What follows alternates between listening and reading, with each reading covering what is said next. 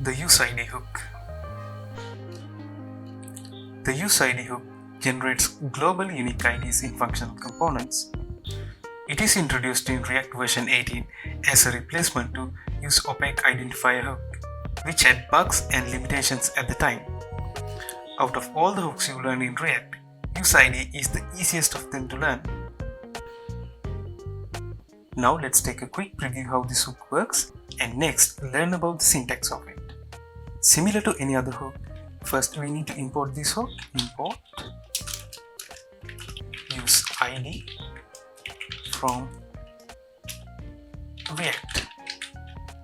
Next we need to use the hook inside our component, useId, which will return a variable. We will load it to a constant, const id equals useId. To visualize the ID, let's add it inside a JSX expression.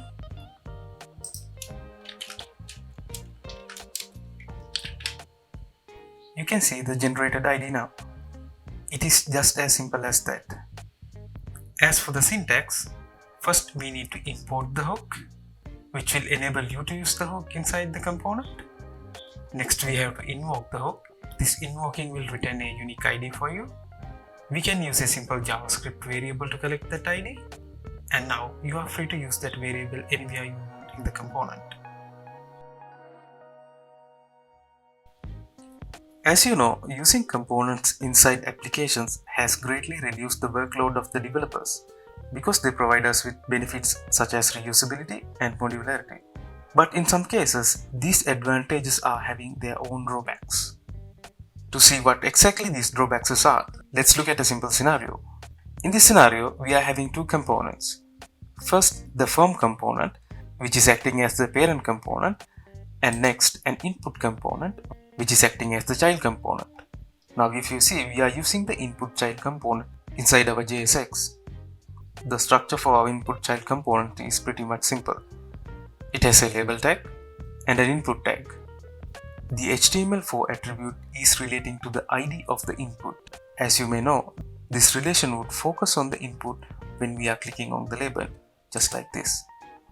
Up to this point, everything is working fine in this scenario. Then let's go ahead and add the same child component to our parent component. You can see now we have two inputs coming from the two child components. This may look okay, but what happens if we click on the labels? The first name is fine.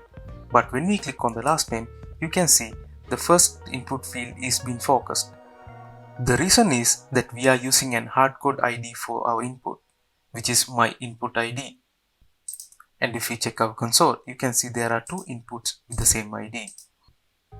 Scenarios like this are the best use case for the useId hook. Let's go ahead and use useId hook inside our input component.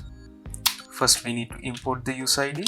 Import useId from React.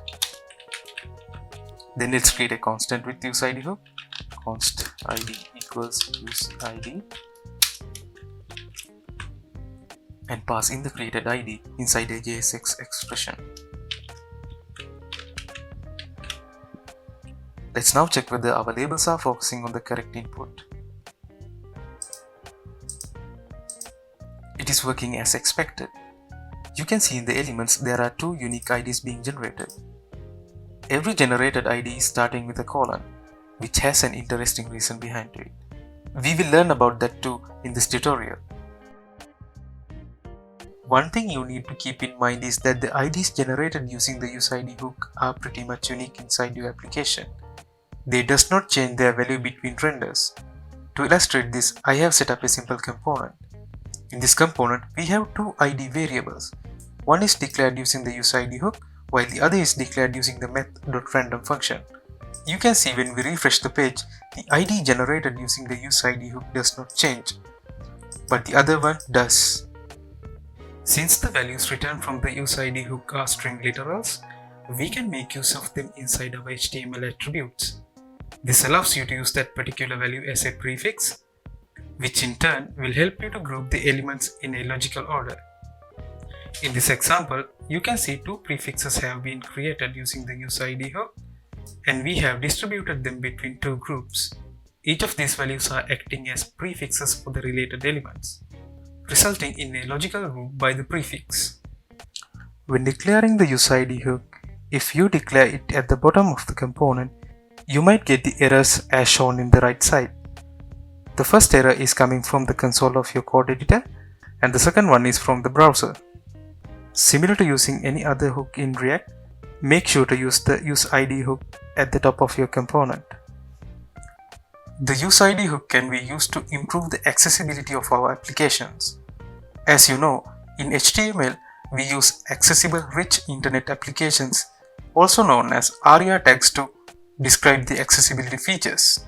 Similar to safely distinguishing between two form inputs, we can use the useId hook to safely distinguish between two ARIA elements.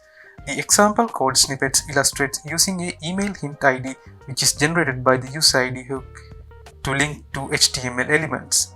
First is the input and the second is a paragraph describing that particular input. The useId hook does not work inside conditions or loops. As an alternative solution for using useId hook inside loops, we can create a separate component elsewhere and use it inside our loops. The bottom right section is an example of a child component which is using the useId hook, and the top right section is using that particular component. The solution achieves the same result as using a useId inside a loop. Some of the similar solutions that you can use are math.random and uuid library. But the difference is, when you refresh the page, both of these solutions change their value. Meaning, if our component were to re-render, these values will change, where the value generated by the useId hook does not change. And if your application contains React server-side rendering, this would create some problems, since the reference IDs are no longer available if the base component were to re-render.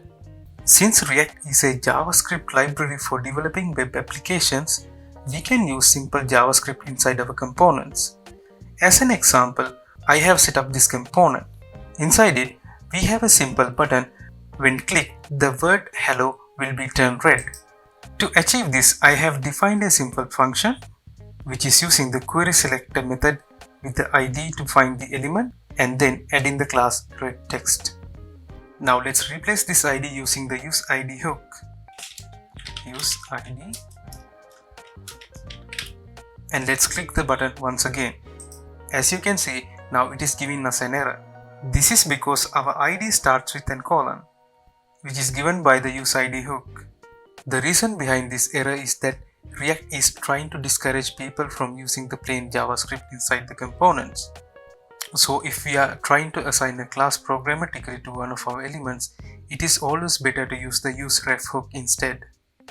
Even though it is not related to the useId scope, let's see how to fix this situation using the useRef hook. First, we need to define a variable using the useState hook. Const title element equals useRef. Notice the import at top,